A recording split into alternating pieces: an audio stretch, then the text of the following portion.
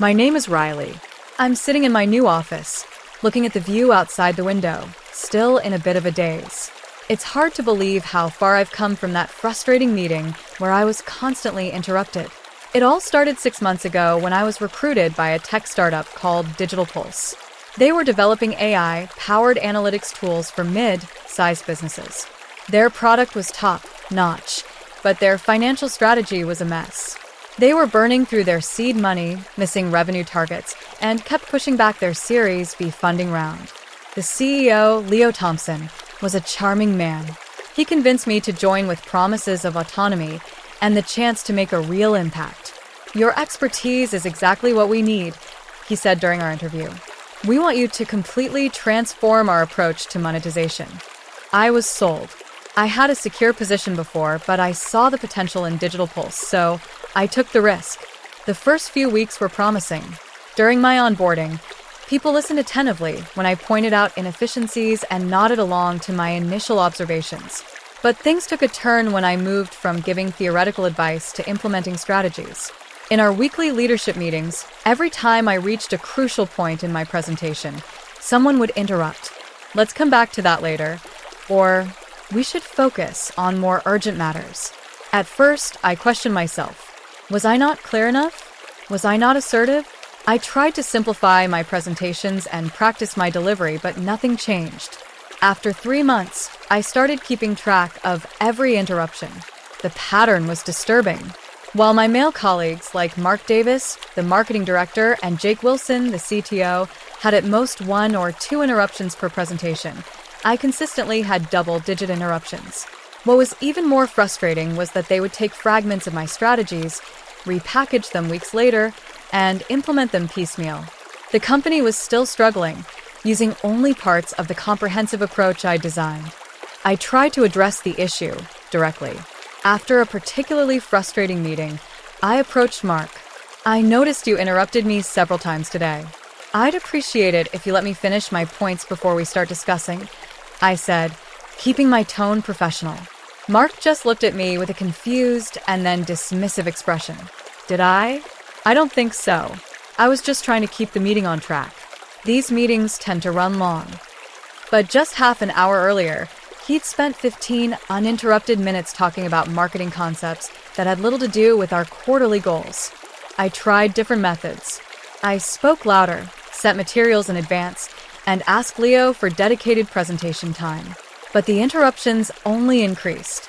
The breaking point came during my quarterly forecast presentation. I was interrupted 17 times in 90 minutes. Not a single person in the room heard my complete analysis. The projections I'd spent 3 weeks perfecting were dismissed without proper consideration. We were just 3 weeks away from our final pitch to secure $80 million in funding, which the company desperately needed, but the leadership team was ignoring my critical financial insights. That night, I couldn't sleep. I knew Digital Pulse had potential, but without a proper financial strategy, it would collapse in a few months. It wasn't just about my frustration anymore. It was about the company's survival and the jobs of our 89 employees. I did some research on recording laws in our state and found that single-party consent for recording was legal. I didn't plan to share the recording publicly. I just needed evidence to show the pattern when I finally talked to Leo or the board. The next morning, the conference room was filled with nervous energy. The $80 million investment would either save the company or end it. Leo kept straightening his tie, and others were rehearsing their talking points. When our investor, Mr. Henry Black, appeared on the video call, introductions began. Mr. Black was known for his directness and impatience with inefficiencies. His venture capital firm had backed some of the most successful tech companies in the past decade. He was 65 years old, with white hair and sharp blue eyes that seemed to see through everything. "Let's get started," he said after some pleasantries. "I've reviewed your previous materials, but I want to hear where you stand now." Leo gave his standard company overview, and Jake updated on product development. Both spoke without interruption. Then Leo introduced me. And now, Riley will give us a brief financial overview. I started my presentation, aware that the recording app on my phone was running. "Thank you," I've prepared an analysis of our current financial position and projections based on the strategy I've been developing. I got through 3 slides when Mark leaned forward. Sorry to interrupt, but your projections seem a bit optimistic considering last quarter's performance. We should probably be more conservative. I nodded and continued. 2 minutes later, Jake interrupted. We should address the technical infrastructure costs before discussing revenue streams. The numbers won't make sense otherwise. I acknowledged him and tried to keep going. I was approaching the most crucial part of my presentation, the part that could make or break our funding case, when our product director, Tom Harris, tried to interrupt for the 3rd time. I'd like to add something about user growth that might affect these numbers. Then something unexpected happened. Mr. Black cleared his throat. I've noticed a pattern here. Your financial strategist has been interrupted 3 times in less than 10 minutes. I've been counting. The room went silent. This reminds me of our previous meetings. This is exactly why we've been reconsidering our investment in Digital Pulse. Leo visibly paled. Mr. Black continued. When organizations silence their most valuable voices, they miss critical insights. I specifically requested MS. Riley's involvement in these meetings after learning she was the mastermind behind Technova's amazing turnaround last year. That's why I was concerned when she barely spoke in our last 2 calls. My heart was pounding. Mr. Black said, I'd like to hear MS. Riley's complete financial strategy without any interruptions. And afterward, I'd like to understand why this silencing pattern exists at Digital Pulse. Leo stammered, Of course, absolutely. Please continue, Riley. For the next 20 minutes, I presented my complete financial strategy for the first time. I outlined the inefficiencies in our current model, the targeted changes needed, and the projected outcomes. I explained how we could triple our revenue within 18 months while cutting operational costs by 23%. When I finished, Mr. Black nodded thoughtfully. That's exactly the kind of strategic thinking I expected. Now, Leo, can you explain why this is the first time I'm hearing this comprehensive approach? MS. Riley has been with you for 6 months. Leo struggled to answer. We've been gradually implementing elements of Riley's strategy. There are many voices to consider. Some voices seem to matter more than others, Mr. Black interrupted. Here's my offer. Digital Pulse has excellent technology, but deeply flawed leadership dynamics. I'm willing to offer the full $80 million investment with conditions. First, MS. Riley will become the Chief Strategy Officer, reporting directly to me, not through your current structure. Second, your leadership team will undergo communication and inclusion training with quarterly assessments. Third, you'll implement her full strategy as presented today, not piecemeal. Leo nodded quickly, relieved at the prospect of securing the funding. We can definitely meet those conditions. Mr. Black wasn't done. I'm also appointing MS. Riley to our advisory board. We've needed her perspective across our portfolio. This position comes with its own compensation package, separate from her role at Digital Pulse. I was stunned. This was beyond my wildest dreams. Not only was I getting validation, but also a promotion, direct access to the investor, and an independent role that gave me security regardless of what happened at Digital Pulse.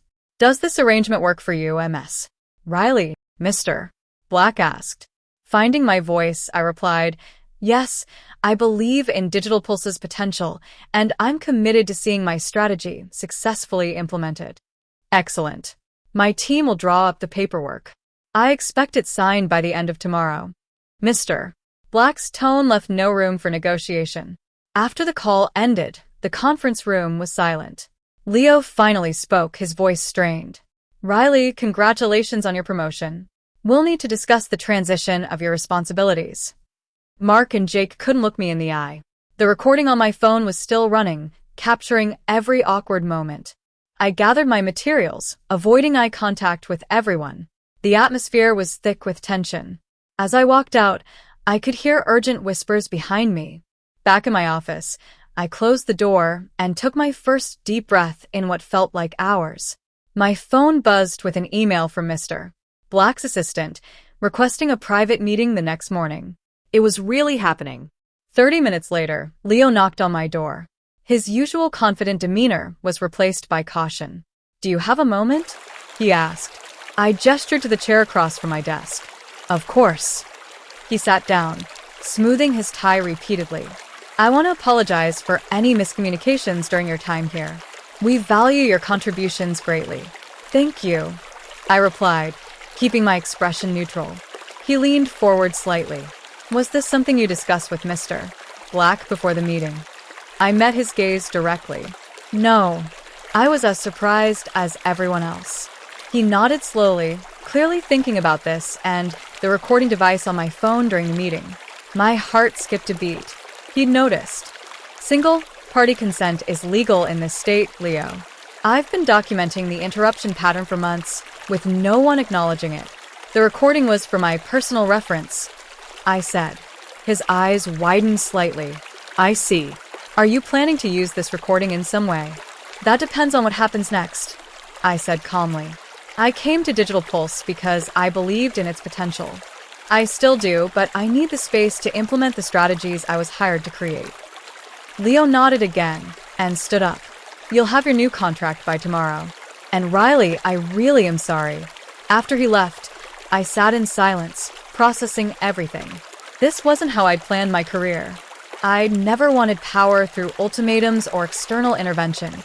I just wanted to be heard. My phone buzzed with a text from my closest friend, Lily, a corporate lawyer who'd faced her own workplace battles. "How did the big meeting go?" I texted back. "You won't believe it.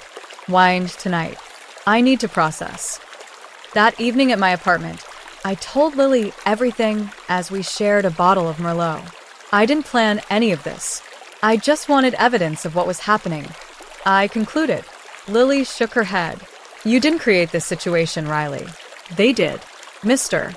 Black just recognized your value and intervened. But now I have to lead people who resent me," I said. "Or you get to reshape the company culture with the support of the main investor. Do you know how rare that opportunity is?" She countered. I sipped my wine thoughtfully. I keep thinking about the recording. Part of me wants to delete it now that it's served its purpose, but another part thinks I should keep it as insurance. "Keep it," Lily said without hesitation. "Not as a weapon, but as protection. You're about to make significant changes that will disrupt established power structures. Some people won't take it well." The next morning, I had a video conference with Mr. Black. In the daylight, away from the tension of the previous meeting, I could better appreciate his shrewdness. "Ms. Riley, may I call you Riley?" he began. "Of course. I want to be transparent. Your interruptions weren't the only reason we were reconsidering our investment. For 3 months, we've been evaluating Digital Pulse's leadership culture. Leo is great at product vision, but he's created an environment that rewards confidence over confidence. When we learned you were hired the strategist behind Technova's success, we were hopeful. But in subsequent meetings, we noticed you were constantly sidelined. You were testing them, I realized." He nodded. "We needed to see if they'd use your expertise effectively. They failed that test repeatedly. Yesterday's meeting just confirmed what we already suspected." "Why not just withdraw your investment?" I asked. "Because Digital Pulse's technology is exceptional, and now it has you." He leaned forward. "I make decisions based on return on investment. Companies that silence their best thinkers make poor financial decisions. It's that simple." By the end of the day, I'd signed both contracts. I was the CSO at Digital Pulse with a significant raise and an equity package, and I also had a position on Mr. Black's advisory board at triple my previous consulting rate. The following Monday, Leo called an all-hands meeting to announce the investment and my promotion. The news was presented as positive organizational development, with no mention of the conditions. Some staff were genuinely happy, while others, especially Mark and Jake, forced smiles throughout. After the announcement, I outlined the strategic changes we'd implement immediately. These changes may seem significant, but they're necessary for our growth and sustainability. I'll be meeting with each department individually to discuss how these changes affect your areas. The real work started that afternoon. I began with the marketing department, Mark's domain. I entered the conference room to find him and his team already seated. His expression was carefully neutral. "Thank you for making time for this," I said, distributing materials. "I want to discuss how the new strategy affects marketing priorities and budget allocations." Mark cleared his throat. "Before we start, it's important to note that some of these changes may disrupt ongoing campaigns." "You're absolutely right," I replied. "That's why we're having this conversation. I need to understand what's in progress before finalizing departmental targets." For the next hour, I listened more than I spoke. I noted current projects, team concerns, and potential resistance points. When Mark tried to dismiss some changes as unrealistic or too aggressive, I asked specific questions that required detailed answers. "Can you explain which metrics make you think this target is unrealistic? Or what additional resources would make this timeline feasible?" By the end of the meeting, Mark's team was engaged and offering constructive suggestions. As people left, Mark stayed behind. "This feels personal, Riley," he said.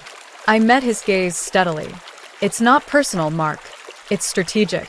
The company needs to change direction to survive, and marketing plays a crucial role in that shift. You recorded that meeting with Mr. Black, didn't you?" I neither confirmed nor denied it. What matters now is moving forward. I value your expertise and need your department to be fully on board with our new direction. Are you willing to work with me? He studied me for a long time before nodding. I'll align with the strategy. Similar conversations happened across departments in the following days. Some departments embraced the changes enthusiastically, while others were more reluctant. Jake was particularly resistant, questioning every technical allocation in the new budget. During our third heated discussion about development resources, he finally exploded. "This is ridiculous. You're tearing down systems that took years to build just because you got lucky with one investor who likes you." The room fell silent. "Is that what you think, Jake? That I got lucky?" I asked quietly. "You know what I mean," he said, not backing down. "Mr. Black took a fancy to you, and now you're in charge of everything." I opened my laptop and pulled up a spreadsheet. "Let me show you something." I turned the screen toward him. These are the development costs for the past 18 months, compared with customer acquisition and retention. We're spending 43% more than the industry standard to maintain features that less than 7% of our users regularly use. I clicked to the next tab. Here's the impact of redirecting those resources to the features our most valuable customers use daily. We could increase revenue by 28% in 6 months with lower development costs. Jake stared at the numbers, his objections fading. "This isn't about Mr. Black liking me. It's about making data-driven decisions that were ignored for months. You're a brilliant technical mind, Jake. I need you to focus on the right priorities." The resistance didn't disappear overnight, but as my strategy started showing results, it gradually turned into grudging respect. By the end of the first quarter, customer retention had improved by 16%, acquisition costs had decreased by 22%, and our financial runway had extended significantly. Leo, to his credit, became an unexpected ally. During our weekly check-ins, he actively sought my input and publicly supported my decisions. After a very successful product launch, he stopped by my office. "I was wrong about you," he said simply. "I was right to recruit you, but wrong not to listen to you." "Thank you for acknowledging that," I replied. "The board is impressed with our progress." "They've mentioned expanding your role further," he hesitated. "I wanted you to hear it from me first." 6 months after that recorded meeting, Digital Pulse had transformed. We weren't just surviving, we were thriving. The company culture had also changed. Meeting protocols now included dedicated presentation time without interruptions, and the leadership team was more diverse. Mark eventually became a strong partner in implementing our marketing strategy, though our relationship remained professional. Jake took longer to adapt, but he thrived when given clear technical direction aligned with business goals. As for me, my dual roles as CSO and advisory board member opened doors I never expected. Other companies in Mr. Black's portfolio sought my advice. Industry publications wanted interviews about our turnaround strategy. I was invited to speak at conferences on financial leadership. The recording that started it all remained stored but unused. Its existence had served its purpose without ever being played.